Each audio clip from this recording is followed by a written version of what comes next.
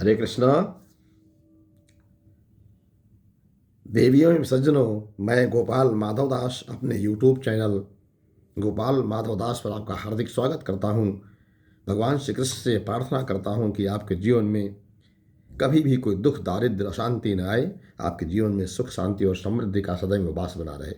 इसी मंगल और पवित्र भावना के साथ आज अपनी बात को हम कहना चाहते हैं। बात यह है कि आपने खूब पढ़ा होगा, खूब सुना होगा, लेकिन उस पढ़ने और सुनने को कितना आपने हमने जीवन में उतारा, महत्वपूर्ण ये है। हम इस बात को आज कहना चाहते हैं कि हमारे जो 4 युग होते हैं, सतयुग, त्रेता, कलियुग, द्वापर। पहला सतयुग, दूसरा त्रेता, तीसरा द्वापर और लास्ट में अंत में कलियुग, जिसमें हम आप रह रहे हैं। भगवान की प्राप्ति के चारों ही युगों में 4 मार्ग बताए गए, 4 साधन बताए गए, और जिनके माध्यम से आप भगवान को बहुत आसानी से प्राप्त कर सकते हैं। सतयुग के बारे में कहा गया, भगवान को आप यज्ञ करके प्राप्त कर सकते हैं, क्योंकि सतयुग में, जैसा कि नाम ही सत्य का युग है, पवित्रता का युग है, तो यज्ञ के लिए उपलब्ध जितनी भी सामग्रियां हैं, जितने भी शास्त्र हैं, जितने श्लोक हैं, जितने भी कर्मकांड हैं, वो सब बहुत ही पवित्र थे। इसलिए ध्यान करते ही भगवान तत्काल प्रकट हो जाया करते थे।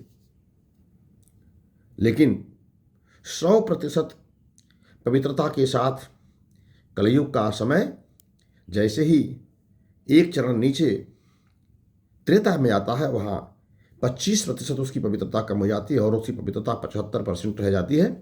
यानी त्रेता में कलयुग की अपेक्षा 75%, 75% पवित्रता रह पाती रहती है। 25% उसमें कलुषता आ जाती है, उसमें दोष आ जाता है युग के प्रभाव की वजह से। इसलिए यज्ञ की जगह भगवान फिर ध्यान करने से मिलने लगे। यानी त्रेता के युग में, भगवान राम के समय में, लोग यज्ञ की जगह ध्यान के माध्यम से भगवान को प्राप्त करने लगे। और एक चरण जैसे तीसरे चरण में आते हैं हम द्वापर में, यानी भगवान कृष्ण के समय में जब महाभारत हुआ था, वहाँ पवित्रता और अपवित्रता, सत्य और असत्य, अच्छाई और बुराई का जो प्रतिशत हो गया, वो 50% का हो गया। यानी 50% अच्छाई और 50% बुराई।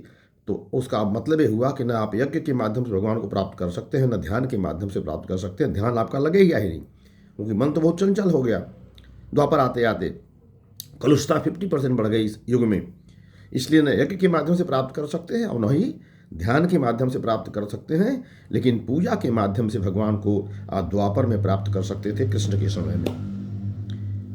और सतयुग, त्रेता, द्वापर तीनों के बाद हम कलयुग में रह रहे हैं, जहाँ पर पवित्रता मात्र 25% रह, अध्यात्म, धर्म, सच्चाई, ईमानदारी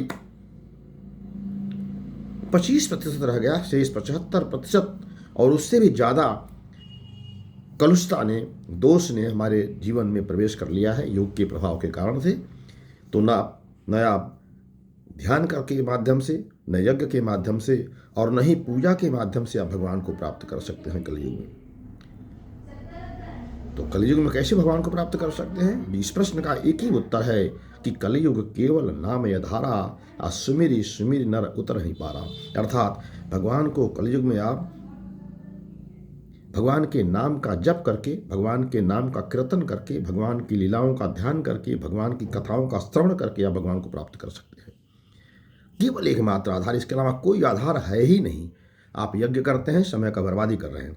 हवन करते हैं, भगवान का ध्यान करते हैं, आप पूजा करते हैं, ये सब का सब केवल अपने मन की शांति के लिए है। इसका कोई परिणाम आपको नहीं मिलने वाला, क्योंकि इस युग में न हमारा ध्यान लगता है, न हमारा मन पवित्र है, न पूजा के लिए, यज्ञ के लिए संसाधन जो चाहिए वो पवित्र है, न यज्ञ कराने वाले हमारे पास प्रकांड शुद्ध उच्चारण करने वाले पंडित हैं, शास्त्री हैं।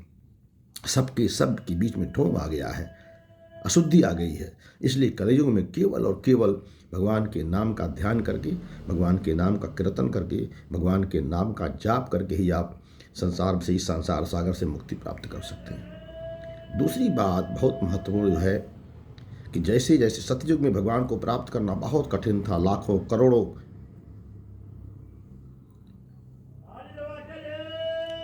जन्मों के पश्चात, पुण्य फल के पश्चात आपका ध्यान लगता था, आपका यज्ञ कर सकते थे, आप पूजा के माध्यम से प्राप्त कर सकते थे। लेकिन कलयुग में आप पवित्र हो अपवित्र हो किसी भी अवस्था में केवल भगवान के जिह्वा से नाम का उच्चारण करके आप भगवान को प्राप्त कर सकते हैं। अपने जिह्वा से भगवान के नाम का कीर्तन करके आप भगवान को प्राप्त कर सकते हैं।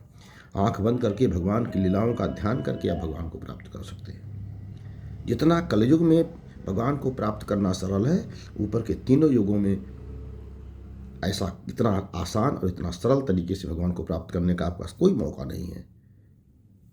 सतयुग में बहुत कठिन, क्योंकि सभी लोग भगवान को प्राप्त करने के लिए वहाँ प्रयास करते रहते हैं। त्रेता में उससे थोड़ा कम, लेकिन कलयुग से बहुत ज़्यादा कठिन। और द्वापर में थोड़ा सतयुग और त्रेता से कम, किंतु कलयुग से बहुत ज़्यादा प्रयास करने के बाद भगवान मिलते थे। लेकिन कलयुग में केवल भगवान के नाम का हरे कृष्णा हरे राम जो भी नाम आपको प्रिय है उसके माध्यम से भगवान को प्राप्त कर सकते हैं। कितना आसान, कितना सरल। लेकिन दुर्भाग्य हमारा कलयुग के आज के हमारे हमारा दुर्भाग्य कि हम इतना बताए जाने के बाद भी हम भगवान के नाम का स्मरण नहीं करते। और जो मनुष्य देह मिली हमको, जिसके लिए सर्व दुर्लभ ये जो मनुष्य शरीर मिला, इसको हम ऐसे ही गवा दे रहे हैं संसार के अवांछनीय कार्यों के लिए। तो हमारा आपसे यही निवेदन कि आप जो भी कर्म कर रहे हैं, जहाँ भी कर रहे हैं, आप अपने कर्म को छोड़ना नहीं है। अपने कर्म को करते रहिए। जो भी आपकी इच्छाएं हैं, अपने इच्छाओं को पूर्ति करते रहिए। संसार के सारे कर्मों को करते हुए, परिवार का, समाज का, राष्ट्र की सेवा करते हुए, अपने पद प्रतिष्ठा मान का वर्धन करते हुए आप केवल एक काम करिए कि भगवान के नाम का ध्यान करिए, भगवान के नाम का जप करते रहिए। अपना काम करते रहिए, भगवान के नाम का जप करते रहिए। घर में महिलाएं खाना बनाती रहें, झाड़ू पोछा करती रहें, कार्यालय में लोग काम करते रहें, मजदूर मजदूरी करता रहे, व्यापारी व्यापार करता रहे, किसान किसानी करता रहे, संत अपने संतत्व करता रहे, लेकिन शरीर के अंगों से अपना कर्म करता रहे और जिह्वा से अपने भगवान के नाम का उच्चारण करता चले, तो आपका कर्म भी कर्म आपका वही कर्म आपका यज्ञ हो जाएगा, वही कर्म आपकी पूजा हो जाएगी और उसी कर्म के माध्यम से आप भगवान को बहुत आसानी से प्राप्त कर लेंगे। हरे कृष्णा। हमारी बात अच्छी लगी हो तो अधिक से अधिक लोगों को इसे शेयर करें, हमारे यूट्यूब चैनल को सब्सक्राइब करें और अपने आशीर्वाद की वर्षा इस दास पर करें। हरे कृष्णा हरे कृष्णा हरे कृष्णा।